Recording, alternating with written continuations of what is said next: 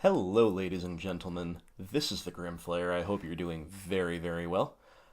I am here playing Golgari yet again. Just really having fun with this deck. I'm on a roll with it. I admittedly am showing you the games where the deck does useful things. Like any other deck, there are games that we just lose. But man, if you want a deck that gives you the chance at the most 50-50 matchups, the most matchups um, where both players have to make meaningful decisions and player skill and meta knowledge and all of that good stuff comes to the forefront, then I can still highly recommend this deck even after all these games. I still feel it fits the bill so well. Now, we are on a hand that is completely fantastic in terms of the raw power that it brings to the table. Tarmogoyf remains a premier threat in Modern. We have two copies of what's kind of become our build-around card of Tireless Tracker. Just unparalleled synthesis of both threat and card advantage. And of course, Modern's most iconic Planeswalker, still, get out of here, Jace, get out of here, Teferi. It's still Liliana. Hand is great. We've definitely got to keep this blind game one. We just hope we are not against a matchup where we require early interaction, because right now our earliest is going to be a Lily Edict or +1 on turn 3. Fortunately enough, we are on the play, so that helps in that regard too. So this hand is potentially pretty great. Our opponent will mulligan to 6, and we will resolve our Overgrown Tomb painlessly. Pass it back. Opponent goes Verdant Catacombs, pass. All right. I think of our decks when I see Verdant Catacombs. That's the first thing I think of, the BGX variants. So we will run out a Lonely 0/1 Tarmogoyf and see what they do. They're gonna hang on to the fetch land, which probably means they are light on lands, and sure enough, they are. Well, this proved to be quite good for us. We're going to draw Tasigur. Now, we still don't really know what our opponent is up to, but it is clear that we have more threats than we are ever really going to need. It's also clear that we want to run the Liliana out this turn, because her +1s are going to be pretty free while they are seemingly a little bit land screwed, and Tireless Tracker, we already in our hand have the fuel for this card to make it amazing. So we don't want to expose those early. And yeah, so the Tasigur here is going to be a pretty free pitch. It's also going to help us grow the Tarmogoyf. So we'll fetch, and then we'll tick Lily up, pitching Tazzy. Opponent will pitch a Bloodbraid Elf. Okay, they're on Jund. And now that the now that the surprise has been revealed, not that that was a big shock anyway to anyone who read the title of the video. Yeah, I've been trying to, with this channel, show as wide a variety of matchups as I can, while keeping them, all else being equal, toward the tier 1 and the popular tier 2 decks.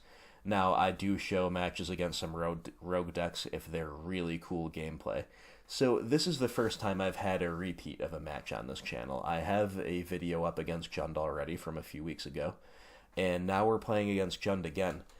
Part of the reason I did that is because the Jund matchup was my most popular match video by far. The only one that has more views than my Golgari versus Jund is my Golgari deck tech. And this is also a really epic slugfest BGX Civil War, just like the last one. So that's why we dipped into a matchup we've already seen before.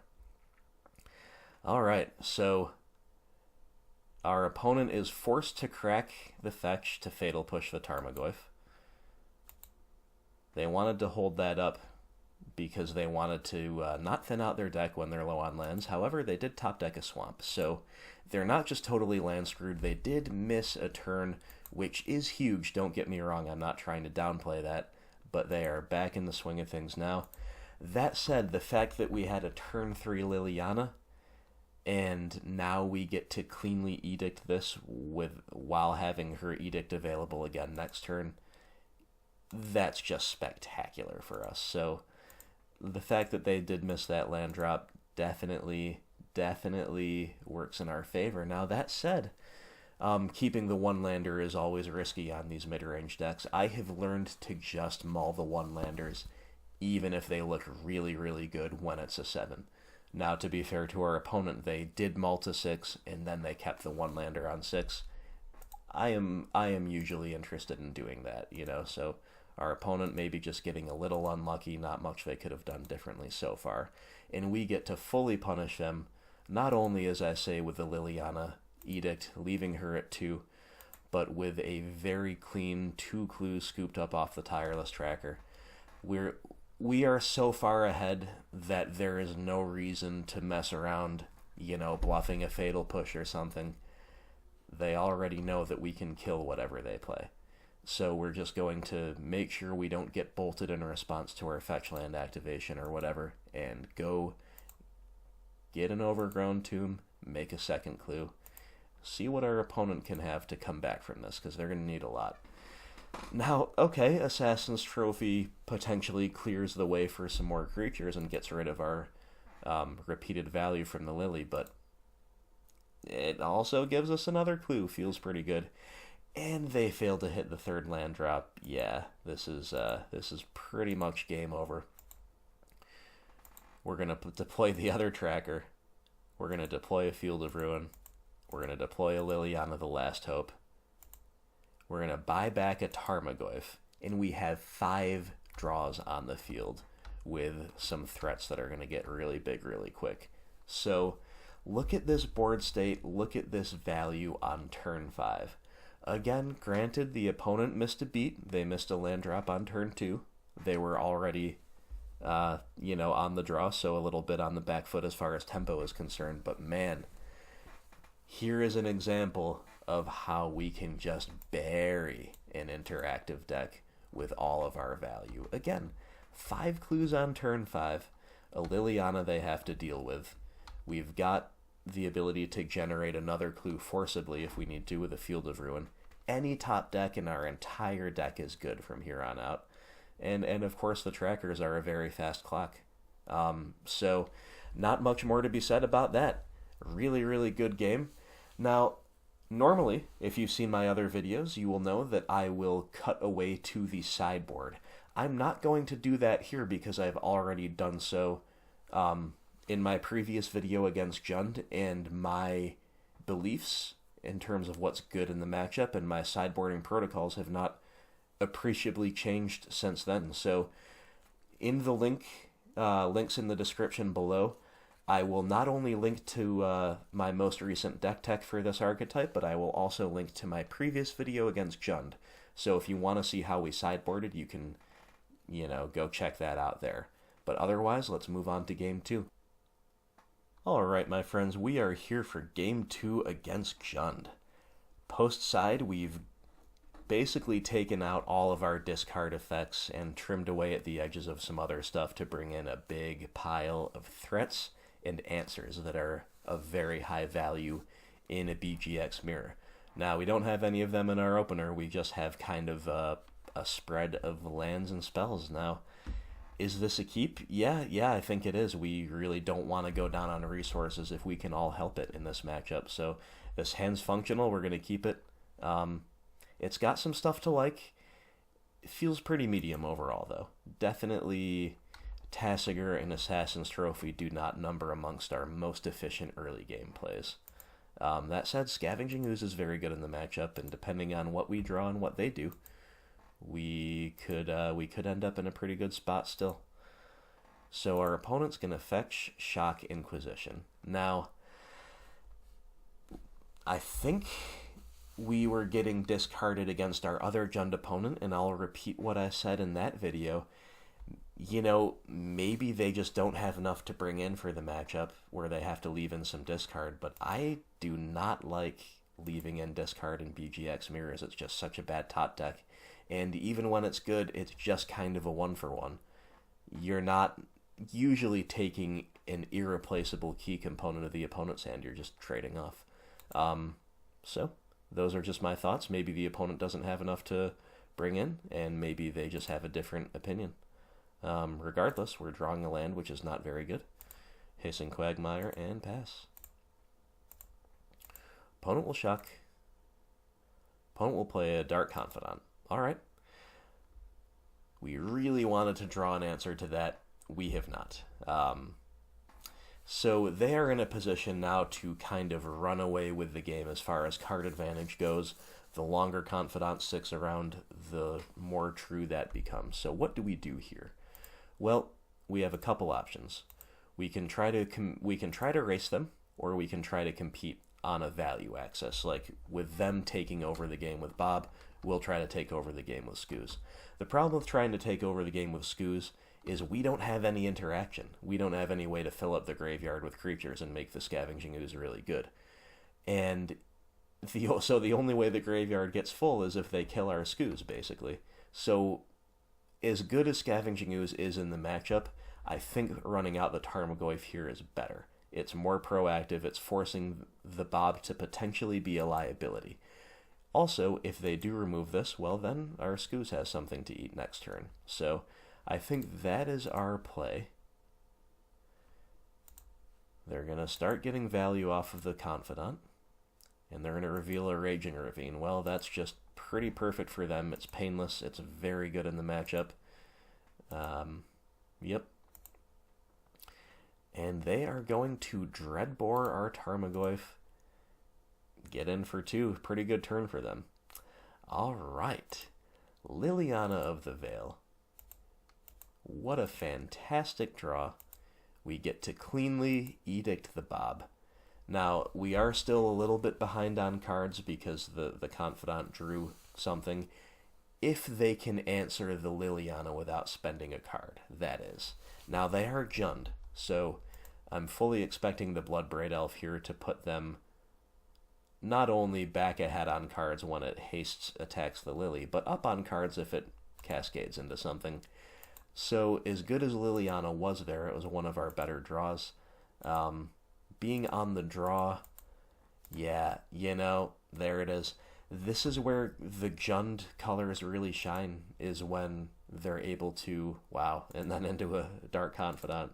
Yep, we're just getting valued out of the park here. Where they're able to really leverage the haste of something like Bloodbraid Elf, even if they just had to play something from hand and Lightning Bolt the Lily, that wouldn't have been that bad either. But yeah, that was pretty ideal for them. But we're not out of it yet, They've gotten some really good value so far, but we've still got 5 cards in hand. We've still got some good plays to make. Nihil Spellbomb is an okay draw. It's just okay. So, what do we want to do here? I think my preference here is to just say, all right, fight my Skoos. It's a pretty clean window to resolve it and to grow it without it getting bolted in response to an activation. So this is just really efficient. We're going to clean the creatures out of the graveyards. We're going to become a 4/4. Now, this is a BGX mirror. They're going to have a deck filled with answers to this, just like we have a deck filled with answers to their stuff. But right now, they cannot attack into the Skoos with anything they have. So that stuff's all on the field. They're going to get another Confidant trigger, which is our big reoccurring problem that we still have not dealt with, and they're going to reveal a Maelstrom Pulse. Now, I said they're a deck chock full of answers, and there you have it. There's one. That said, it's starting to get a little bit painful for them. Fatal Push is a really clean answer, though.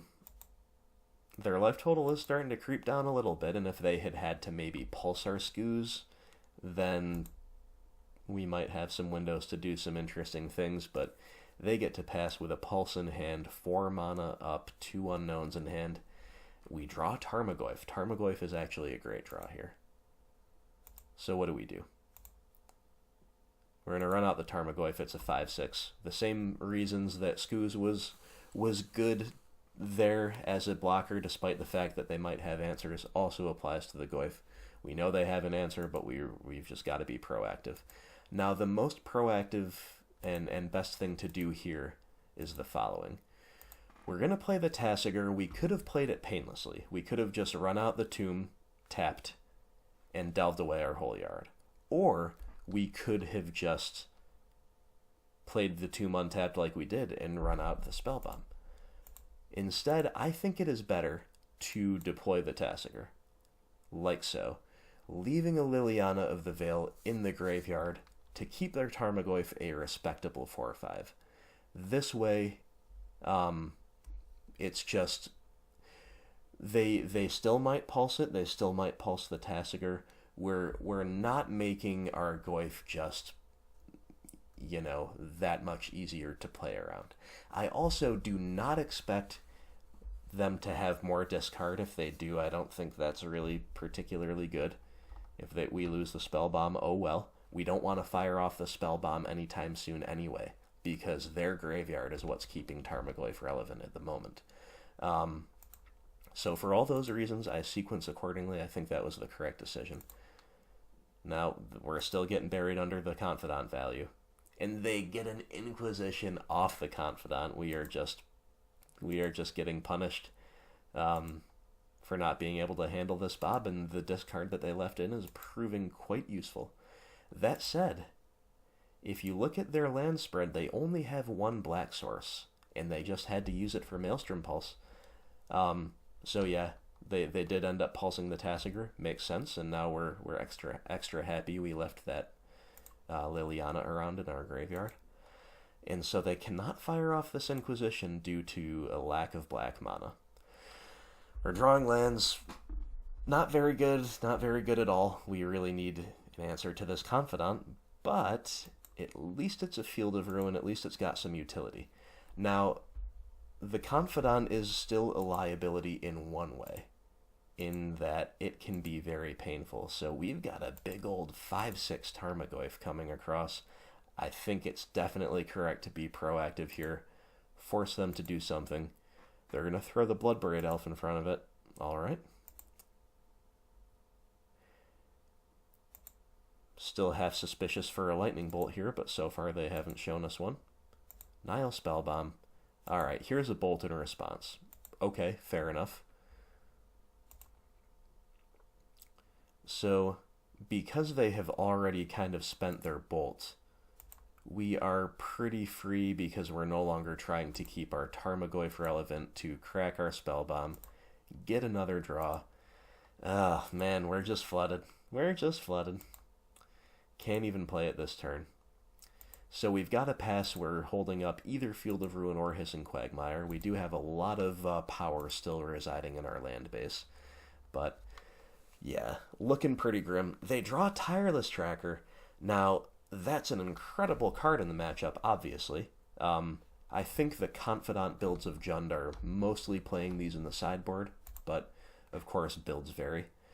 But the good news for us is that it was kind of a painful draw. They're down to 7, we might be able to scrape up some extra damage from somewhere.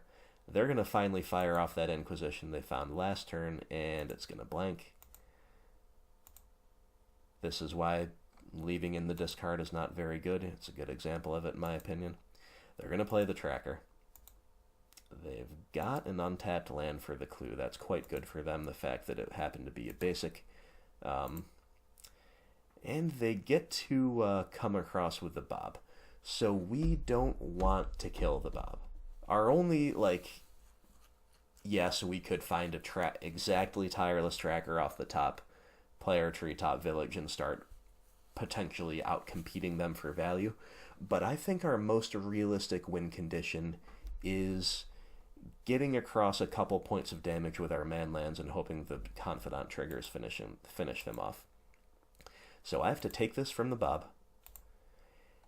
And even though it's going to give them another clue, I have to fire off the Field of Ruin now on the Raging Ravine while I can, because I'm going to need my mana in subsequent turns for activating manlands. So, as bad as that is on the value axis, we've kind of given up competing on the value axis. We're going to try to awkwardly burn them out with with a deck that doesn't play red and doesn't play any burn spells. So good times.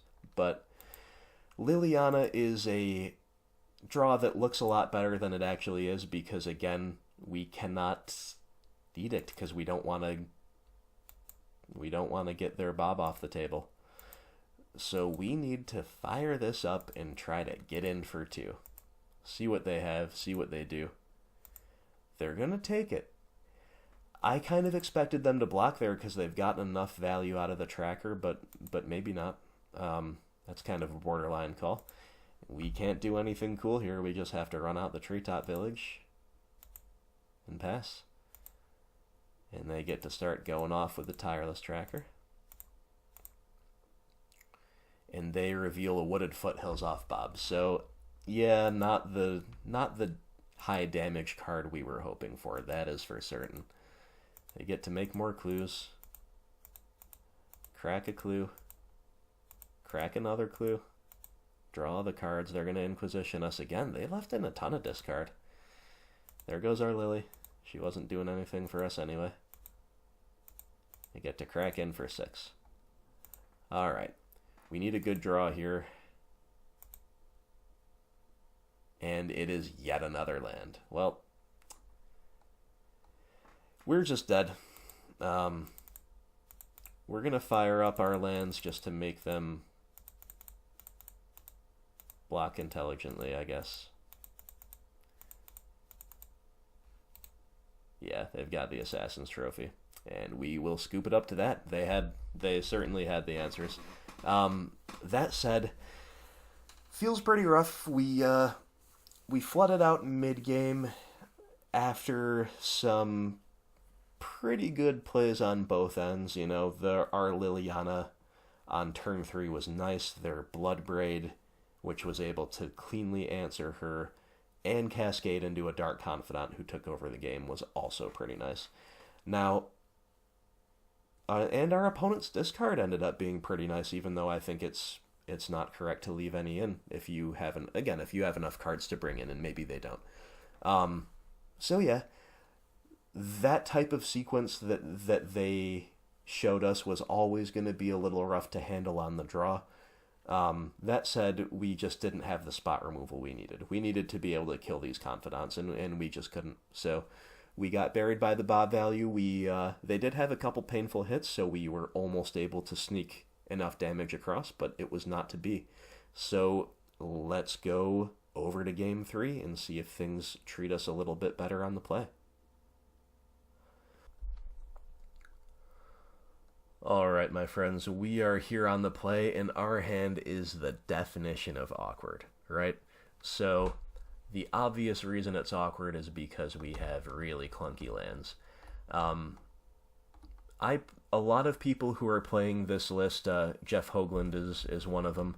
The last I've seen from him, he only plays 3 Fields of Ruin. A lot of other people do that, or they only play 4 manlands, whereas I play the full 5 manlands and the full 4 Fields of Ruin, so I'm kind of at the upper end of clunkiness as far as the mana base is concerned. I don't think it's incorrect. I think our deck can handle it. That said, here's an example of where it looks very, very bad. However, the rest of our hand against Jund, we have one of the best cards we could ask for. We have the Fatal Push we were crying out for last game. We have our one of Collective Brutality, which is one of the weaker cards in the matchup, but if it's going to be good, I kind of like it early on to kill a Confidant cleanly. Tassiger is also quite good. Maybe a better top deck than an opening hand, but still totally fine. So we cannot afford to mulligan this because it's playable, but it's going to be very, very clunky. And I might add, the reason it's playable is because they will definitely present us with a Field of Ruin target to fix our own mana, if it comes to that. So we're going to keep it. Our opponent's going to keep 7 as well, so going to be an uphill battle, it seems. And they yet again have turn 1 discard, so they're getting rewarded really heavily for leaving that in, because it's not really biting them as a clunky top deck, it's just good in their opener like you'd want it to be. Abrupt Decay is a fine draw overall, but It's another thing that is made a lot worse by our clunky mana base here. Opponent's gonna fetch. Overgrown Tomb. Scoos. Alright. Would have been really nice to have them colors to decay that and keep our our cheaper spell in hand, but was not to be. Assassin's Trophy, same thing. Fine draw, but man, are we punished for this clunkiness right now. Still don't want to run out the Tireless Tracker. We're just gonna Field of Ruin their tomb, basically. That's our plan this turn. Another Scoos. Sure. And right away it's going to eat the Fatal, or what did it do? Not our Fatal Push. Ate the Brutality out of our graveyard. So, seems like they're pretty clearly trying to keep us off of Tasigur fuel. So that's fair enough, I suppose. This might be fixing their mana, so that's something to keep in mind, but we can't afford to not do it. We've just got to get another colored source in, and so we go get a swamp. Of course, we probably draw the swamp. Definitely some unfavorable progressions here in this match, but we have enough raw power in hand that I think we're still pretty good. Now, our opponent fetched a forest, so either they have a red source in hand, and, you know, of course on Jund you want double black, so maybe they have a Blood Crypt in hand, which kind of does everything they need, but even that can still be a little clunky. So maybe they've just got a couple of red-black lands in hand, or maybe they're just really all-in on the Scavenging Ooze.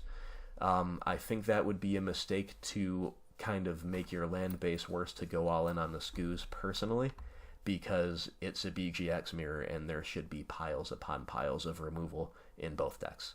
You just can't depend on any one thing to live. So what do we do here?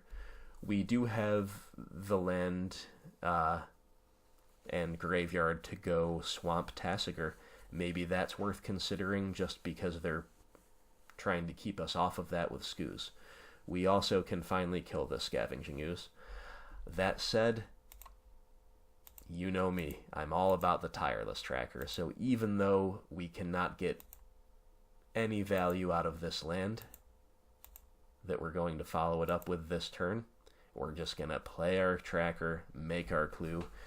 You know, I'm obviously at risk of more discard spells, so I just kind of want to get this out of my hand, and again, based on our sequencing earlier, it's too bad we didn't have Decay for the first Scoos, which if we didn't have Double Field we would have, and then we could have pushed this one. That would have been beautiful, but was not to be. And look at that, we called it. The discard is still flying at us. Sure enough, yep, there goes our best removal spell for the Ooze. And they're going to get a Stomping Ground, so they're still not interested in getting double black. They really seem to be all in on making this Scavenging Ooze as good as possible, while also, of course, getting themselves some red mana. And they're just going to empty out our graveyard. Alright, fair enough, we will not be casting Tasigur easily this game. I still don't know how good I think this is because, again, it's a BGX mirror. The graveyards get filled back up pretty quickly. But anyway, we'll see. Drawing a land there, I'm very grateful to have drawn a land. That was great. We just want as much value as we can out of this tracker. And to that end, even though we could be giving them, you know, like a Revolt trigger for a Fatal Push here, I still don't even mind that because that means they would have to get a swamp and take themselves back off of red. More importantly, I'm just interested in outvaluing them as much as I realistically can while I can with this tracker.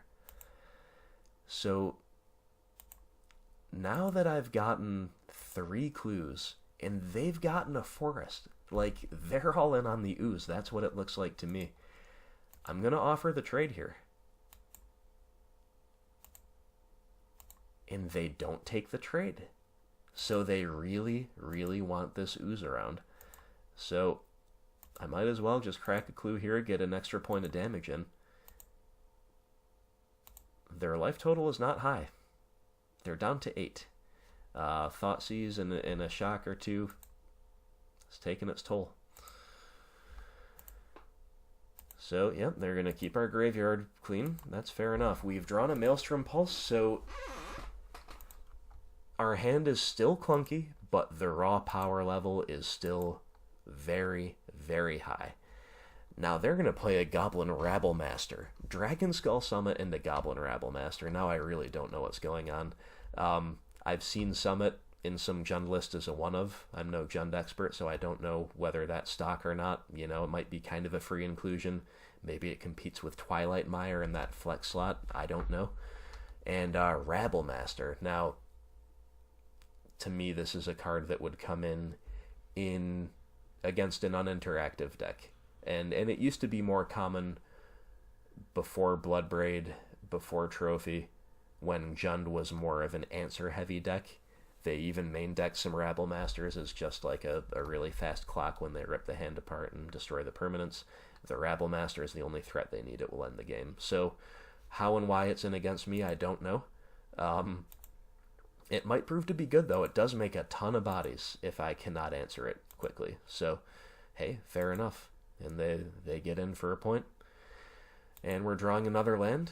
Blooming Marsh, of course, is never really the most ideal land at this stage, but we will take it. We just like to see lands when we have a tracker rolling. And the Skoos that they've been all in on, we are finally going to get to kill. And, you know, they play a Rabblemaster, which is usually what you do when you're the aggro, and I assume they didn't have any better threats to play. But we are the aggro. They're at 8 life. And they're not going to take the chump block with Rabblemaster. They only have double green. So they're, of course, we're not afraid of any kind of removal spell there. Now, of course, I could Assassin's Trophy the Rabblemaster, but I'm not going to because I think I can beat this card. We'll see what they do. Maybe I'll come to regret that. It's certainly going to generate a lot of value over time if I don't answer it, but, well, they've got a Bloodbraid Elf off the top. That's step one for them to get back to parity. Wow, Bloodbraid into Tracker. That's quite good. That's quite good. Into a land. Unfortunately for them, it is a shock land. So they've got to go to 2, which is a pretty dangerous life total to be at, even against a deck without much reach like mine, because I do have still 1 Brutality in here. Hissing Quagmire connects, that's lethal. So, that said, they really rebuilt their board really, really well that turn. They presented 2 permanents, 1 that's going to redraw them. They're already going wide with the Rabblemaster. They have 2 mana open. They're bluffing, you know, Trophy, Decay, Push, cards like that, or they can crack their clue. They've got, all of a sudden, a pretty scary board. And they're going to turn their Rabblemaster sideways, too. And all of a sudden, this is a really good clock. Now, I still maintain the belief that I can beat that card, so I'm not going to trophy it, especially now that they've showed me a Tireless Tracker. If I was going to trophy it, would have been with a Tracker on the stack. Still think I can beat that card. So, I'm more interested in just cracking a clue and hopefully having a really good turn next turn. Overgrown Tomb is okay, not great. Tarmogoyf is pretty good. It's going to be a nice wall to their attackers here. And we still have card advantage both in terms of clues on field and cards in hand. So, first thing we'll do is crack a clue, because we are interested in playing the Tarmogoyf this turn and then probably deploying Tomb, holding up Trophy, or Clue. Even if we crack a clue before we do any of that, we still have mana to do all that. Ooh, Kalidas. I think Kalidas changes things. I think we just have to slam the Kalidas now and force them to somehow deal with him. Because if they can't, we're going to get to untap and start trophying things and drawing more cards, and it's just going to be very, very ugly for them. And Kalidas is just as good of a blocker against the Rabblemaster and its tokens as Tarmogoyf would be right now. So, plus it lifelinks. I mean, this type of scenario is why the card's in the deck. So we get to play the Kalidas, and we get to attack with a tireless tracker. Now, normally if we had a big bomb to play that's probably going to be a good blocker, we would want to conceal that. We would want to attack first with the tracker, give them as little info as possible. The fact that they might have to chump here means we want to play the Kalitas out in our first main phase, because if they do have to chump, we get a zombie off it. Yep. Looks like that is what's happening. We get our zombie. Feels great. Kalitas is very, very good in situations like this. They're going to get on the tracker game going. I respect it. It's the way I like to do things too, my friend. So they find a Raging Ravine. Good card in the matchup. Gets them a clue. That's a pretty good draw. They crack the clue. They found a trophy. Alright, they found an answer to Kalitas. That's what they needed. That said, we still at least have a chump blocker out of it. We get another clue from the tracker. We get to ramp, which, despite all the lands we have, is still very relevant because we want highly efficient turns. Our zombie is able to scare off the Rabblemaster from attacking, which is pretty cool. So it gets to just eat a goblin here. We'll take 2. Opponent's got 2 cards in hand, and they play a Grimflayer. All right. My namesake has been spotted across the table. You traitor. We are going to draw a land. Field of Ruin is a fine draw here. More clues. And we get to hold it up because hitting a Ravine could be relevant depending on what else we do this turn. Fatal Push was pretty much the best draw we could ask for, because now we just win. We don't have to worry about playing the Tarmogoyf as a blocker, even though that'd be great. Playing the Tasigur, holding up Field of Ruin, anything like that. We just get to win here. Like I said, going to 2 is the danger zone for them. We get to cleanly, for 1 mana, Fatal Push their best thing. Although Fatal Pushing anything here would work. And now we get to fire up the Hissing Quagmire. We also have a removal spell, but we actually should not play it in case it gives them a land into... into something. I mean, I don't think that anything they have with 1 card and 1 land could save them here. But it's still, like, don't be afraid to just trust yourself. Like, we see we have lethal here. They can only block 2 things. We get through with a 2-2, or we get through with a 2-2. It's not that complicated, even though it can seem that complicated at the end of a really intense game with a lot going on back and forth like this one was here. We still just have lethal on board. If anything does go crazily wrong, we have instant speed trophy. We can play the Goyf in the second main phase. It's all good. But we got there. We got there against Jund. Like I said in the first video, sometimes these matchups can feel a little arbitrary. Like, when 2 interactive decks meet, it's great because lots of decisions matter. Like, you never really get total non-games, but sometimes the draws just become so lopsided in terms of how one player's stuff lines up against the others that they can be pretty close to non-games.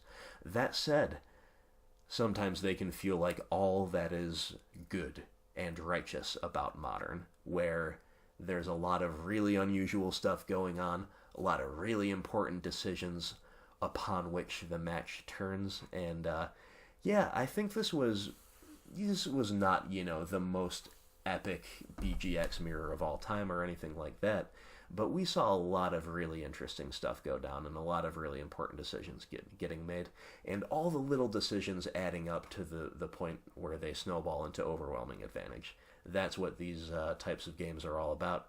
So we ended up getting there. We got there. We got there in Game 3 specifically based on the raw power of our cards, the raw card quality. And this is where I maintain my stance that siding out all of the discard that you can afford to side out is good. I do leave in a miserly 1 of Collective Brutality against Jund specifically. That's my usual attack, which can function as discard if it makes sense to, but really it's a little reach. It's a kill spell for Dark Confidant, for an Undelirious Flare, for a tracker that doesn't have access to clues yet, and even apparently for Goblin Rabblemaster. So Brutality is fine enough as a removal spell, and its other utility is icing on the cake. That said, we have more powerful cards to bring in, which is why we take one out and don't bring in the third. So yeah, raw card power is how we won that game, and some and taking the right sequencing, of course, as well, leveraging our power to its maximum capacity. But yeah, if you're in the BGX mirror, my opinion, you want threats and answers. You want threats and answers. You don't really want to mess around with discard any more than you have to. So, good games, well played from the opponent. They showed us some stuff we weren't expecting, like the Rabblemaster. They went all in on a Scavenging Ooze, and to be fair to them, you know, maybe it made sense with what else was in their hand, and they did successfully keep us off the Tasigur all game. But we didn't need it. We got there. Tireless Tracker doing a ton of work as always, and yeah, it was fun. So, as always, thank you all so much for tuning in. I hope you enjoy seeing the Golgari deck in action, and especially seeing it go to war against a fellow BGX deck. So thank you for watching. Have a great day. I will see you for the next one.